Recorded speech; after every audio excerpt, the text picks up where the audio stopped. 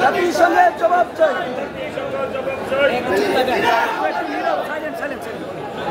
বিসমিল্লাহির রহমানির রহিম।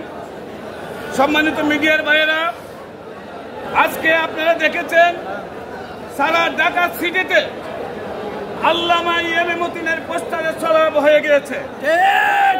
আজকে বাংলাদেশ ইসলামী ছাত্র সেনা, বাংলাদেশ ইসলামী যুব সেনা, বাংলাদেশ ইসলামী ফ্রন্ট, আহলে সুন্নাত ওয়াল জামাত এবং বিভিন্ন পীর মুশাইখের দরবার, বিশেষ করে কুলতলি, সোনাকান্দা, চরসিনা, আটরশি, মাঝবান্ডারি, শিকড় দরবার সহ সকল হক্কানি দরবারের পীর সাহেবরা এবং মুরিদানরা নেমে এসেছে।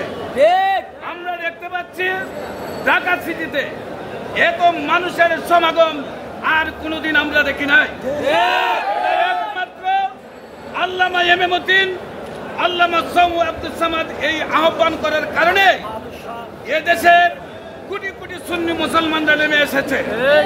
আজকে ওনাদের ডাকে প্রমাণ করেছে যে ইসরায়েলের বিপক্ষে সারা বাংলাদেশের মানুষ এক রয়েছে।